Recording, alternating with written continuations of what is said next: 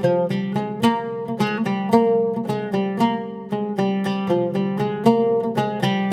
இன்னைக்கு highly requested video தான் பார்க்க போகிறோம். நிறைய ஃப்ரெண்ட்ஸ் வந்து இடியாப்பம் ரெசிபி அப்லோட் பண்ண சொல்லி கேட்டுகிட்டே இருந்தீங்க. ஸோ உங்களுக்கான ரெசிபி தான் இன்னைக்கு. கூடவே இடியாப்பம் கூட வச்சு சாப்பிட்றதுக்கு ஹோட்டல் சுவையில் கெட்டி சால்னாவும் எப்படி செய்கிறதுன்னு பார்க்க போகிறோம். ஸோ இது நல்ல ஒரு பிரேக்ஃபாஸ்ட் காம்போவாக இருக்கும். இந்த இடியாப்பம் நல்ல பூ போல் நல்ல சாஃப்டாக ரொம்பவே டேஸ்டியாக இருக்கும். வீடியோ படி ஆஸ் இட் இஸ் அப்படியே பண்ணுங்கள். நீங்கள் கடை மாவில் பண்ணலாம், வீட்டில் இருக்க மாவில் பண்ணலாம், எந்த மாவில் பண்ணாலும் பெர்ஃபெக்டான இடியாப்பம் சூப்பராக நம்ம பண்ண முடியும். ஓகே, வாங்க இப்போ எப்படி செய்கிறதுன்னு பார்க்கலாம். ஹாய் ஃப்ரெண்ட்ஸ், வணக்கம். என் பேர் Abhi. Welcome to Indian recipes Tamil. வீடியோக்குள்ளே போகிறதுக்கு முன்னாடி நம்ம சேனல் இந்தியன் ரெசிபீஸ் தமிழை சப்ஸ்கிரைப் பண்ணிக்கோங்க. கூடவே இருக்க பெல் சிம்பலையும் கிளிக் பண்ணிக்கோங்க.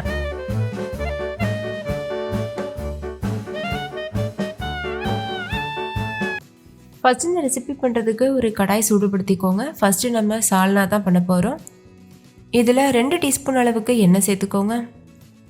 எண்ணெய் சூடானதுக்கப்புறமா இதில் 1 டீஸ்பூன் சோம்பு, 1 டீஸ்பூன் சீரகம், 1 டீஸ்பூன் கசகசா, 3 கிராம்பு, 2 ஏலக்காய், 1 பட்டை, கூடவே 1 டீஸ்பூன் அளவுக்கு மிளகு, 1 அன்னாச்சி பூ இதெல்லாம் சேர்த்துக்கோங்க. இது கூடவே 1 கப் அளவுக்கு சின்ன வெங்காயம், 1/2 கப் அளவுக்கு தேங்காய், ஒரு 5-6 முந்திரி பருப்பும் சேர்த்துக்கோங்க. சேர்த்துட்டு ஸ்டவ்வை லோ ஃப்ளேமில் வச்சுட்டு இது நல்லா வதக்கிக்கோங்க. 1 டீஸ்பூன் அளவுக்கு உப்பு சேர்த்து வதக்கிக்கோங்க. உப்பு சேர்த்து வதக்கும் போது ரொம்ப சீக்கிரமாகவே வதங்கிடும். வெங்காயம் ஓரளவு வதங்கினதுக்கப்புறமா இது கூட 2 தக்காளியை இந்த மாதிரி கட் பண்ணிவிட்டு சேர்த்துக்கோங்க. சேர்த்துட்டு தக்காளி நல்லா சாஃப்ட் ஆகிறது வரைக்கும் நல்லா வதக்கிக்கோங்க. தக்காளி சாஃப்டானதுக்கப்புறமா ஸ்டவ் ஆஃப் பண்ணிவிட்டு இந்த மாதிரி ஒரு மிக்ஸி ஜாருக்கு மாற்றிடுங்க. இது நல்லா ஆறுனதுக்கப்புறமா தேவையான அளவு தண்ணி சேர்த்து ஃபைன் பேஸ்ட்டாக அரைச்சிக்கோங்க. இந்த பேஸ்ட் வந்து தயாராக இருக்குது. இது ஒரு ஓரமாக இருக்கட்டும். அடுத்து ஒரு குக்கரில் 1/4 கப் அளவு எண்ணெய் சேர்த்துக்கோங்க. எண்ணெய் சூடானதும் 1 பிரியாணி இலை சேர்த்துக்கோங்க. கூடவே 1 டீஸ்பூன் சோம்பும் சேர்த்துக்கோங்க. ஸ்டவ் வந்து லோ ஃப்ளேம்லேயே இருக்கட்டும். சோம்பு நல்லா பொரிஞ்சதுக்கப்புறமா 1 பெரிய வெங்காயத்தை பொடியாக கட் பண்ணி சேர்த்துக்கோங்க. சேர்த்துட்டு இதை நல்லா வதக்கிக்கோங்க.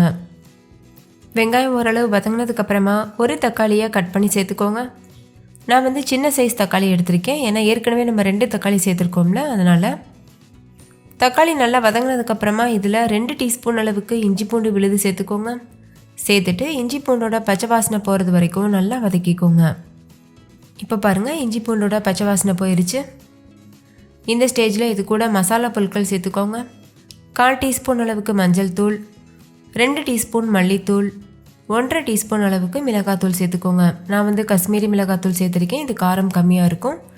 நீங்கள் நார்மல் மிளகாத்தூள் யூஸ் பண்ணுறதா இருந்தால் 1 டீஸ்பூன் சேர்த்தாவே போதும்.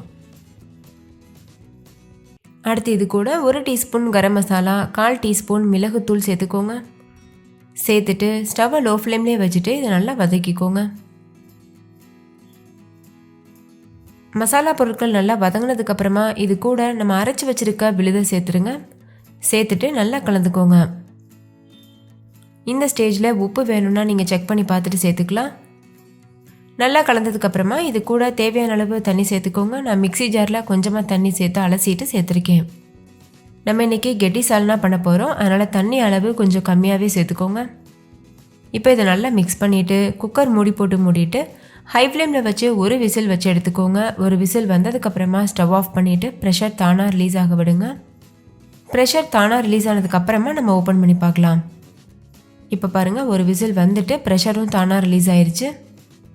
இப்போ இதில் ஃபைனலாக கொஞ்சமாக கொத்தமல்லி இலை, கொஞ்சமாக புதினா இலை சேர்த்துட்டு நல்லா மிக்ஸ் பண்ணிடுங்க. நல்லா கலந்ததுக்கப்புறமா மூடி போட்டு மூடிட்டு இதை அப்படியே ஒரு ஓரமாக வச்சுருங்க. கெட்டி சால்னா சூப்பராக தயாராகிடுச்சு. அடுத்து நம்ம இடியாப்பம் செய்ய ஆரம்பிச்சிடலாம். இது பண்ணுறதுக்கு ஒரு மிக்சிங் பவுலில் இடியாப்பம் மாவு எடுத்துக்கோங்க. தேவையான அளவு நீங்கள் இடியாப்ப மாவு எடுத்துக்கலாம். நான் வந்து 2 கப் அளவுக்கு இடியாப்ப மாவு எடுத்திருக்கேன். இது கூடவே 1 டீஸ்பூன் அளவுக்கு உப்பு சேர்த்துக்கோங்க. சேர்த்துட்டு இது நல்லா கலந்துக்கோங்க. கலந்ததுக்கப்புறமா நல்லா கொதிக்கிற சுடு தண்ணியை சேர்த்துட்டு நல்லா கலந்துக்கோங்க. தண்ணி நல்லா சூடாக இருக்கணும். தேவையான அளவு தண்ணி சேர்த்து இந்த மாதிரி கலந்துட்டே இருங்க. தண்ணியை ஒரே டைமில் நிறைய சேர்த்துடக்கூடாது, கொஞ்சம் கொஞ்சமாக சேர்த்துட்டு கலந்துக்கோங்க. இந்த மாதிரி கரண்டி வச்சு மிக்ஸ் பண்ணிக்கோங்க, ஏன்னா தண்ணி வந்து ரொம்ப சூடாக இருக்கும். இப்போ இந்த அளவுக்கு நல்லா கலந்ததுக்கப்புறமா மூடி போட்டு மூடிட்டு இதை அப்படியே ஒரு ஓரமாக வச்சுருங்க. இது நல்லா ஆறட்டும், கொஞ்சம் வெதுவெதுப்பான சூடுக்கு வரட்டும். அதுக்கப்புறமா நம்ம கை வச்சு பிசைஞ்சிக்கலாம். இப்போ இது ஒரு ஓரமாக இருக்கட்டும். இப்போ பாருங்கள் வெது வெதுப்பான சூட்டுக்கு வந்துருச்சு. நம்ம சப்பாத்தி மாவுலாம் எப்படி பிசைவோமோ அந்த மாதிரி இது நல்லா அழுத்தம் கொடுத்து பிசைஞ்சுக்கணும். இப்போ பாருங்கள் நல்ல சாஃப்டான மாவு பக்குவத்துக்கு பிசைஞ்சாச்சு. இப்போ நம்ம இடியாப்பம் செய்ய ஆரம்பிச்சிடலாம். இந்த மாதிரி இடியாப்பம் பிழிகிற உரல் எடுத்துக்கோங்க. இதில் நம்ம செஞ்சு வச்சுருக்க மாவுலேருந்து ஒரு சின்ன உருண்டை எடுத்து உருட்டிட்டு இந்த மாதிரி சிலிண்டர் ஷேப்புக்கு பண்ணிவிட்டு அதை இது உள்ளே வச்சுருங்க. இப்போ இடியாப்பம் உரலை க்ளோஸ் பண்ணிவிட்டு நம்ம பிழிய ஆரம்பிக்கணும். அதுக்கு முன்னாடி இடியாப்பம் பிளேட்டில் கொஞ்சமாக எண்ணெய் அப்ளை பண்ணி வச்சுருங்க. இந்த மாதிரி நீங்கள் இடியாப்பம் பிளேட் யூஸ் பண்ணலாம். அப்படி இல்லைன்னா நார்மல் நம்ம இட்லி பிளேட் இருக்குல்ல அது கூட யூஸ் பண்ணிக்கலாம். இதே மாதிரி எண்ணெய் அப்ளை பண்ணதுக்கப்புறமா இந்த மாதிரி இடியாப்பம் பிழிய ஸ்டார்ட் பண்ணுங்கள். ஒரு 2 லேயர் மட்டும் பிழிஞ்சால் போதும், ரொம்ப புளியணும்னு அவசியம் இல்லை. அப்போ தான் இடியாப்பம் நல்லா சாஃப்டாக இருக்கும்.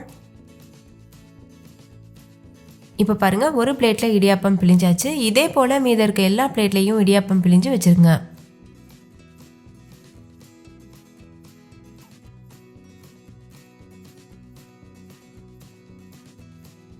இப்போ இந்த மாதிரி இடியாப்பம் ஸ்டாண்டில் இந்த இடியாப்பம் பிளேட்ஸை நம்ம வச்சிடலாம்.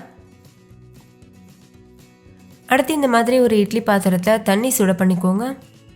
தண்ணி நல்லா கொதிக்கும் போது நம்ம செஞ்சு வச்சுருக்க இடியாப்பம் பிளேட்டை உள்ளே வச்சுட்டு மூடி போட்டு மூடிட்டு ஹை ஃப்ளேமில் வச்சு ஒரு 10 நிமிஷத்துக்கு வேக வச்சுக்கோங்க.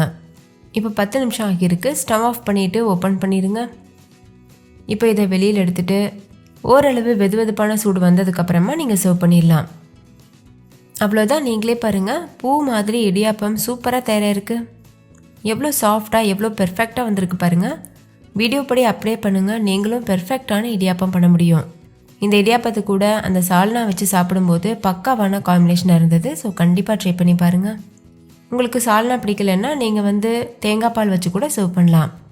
உங்ககிட்ட நான் யூஸ் பண்ணியிருக்க இடியாப்பம் பிளேட் இல்லைன்னா நீங்கள் கவலைப்பட வேண்டாம். இந்த மாதிரி இட்லி பிளேட் நம்ம எல்லார் வீட்லேயுமே வச்சுருப்போம்ல, அதில் கூட நீங்கள் இந்த மாதிரி பிழிஞ்சு விட்டுட்டு இட்லி பாத்திரத்தில் வச்சு இட்லி அவிக்கிறது போலவே ஹை ஃப்ளேமில் வச்சு ஒரு 10 நிமிஷத்துக்கு வேக வச்சுக்கோங்க.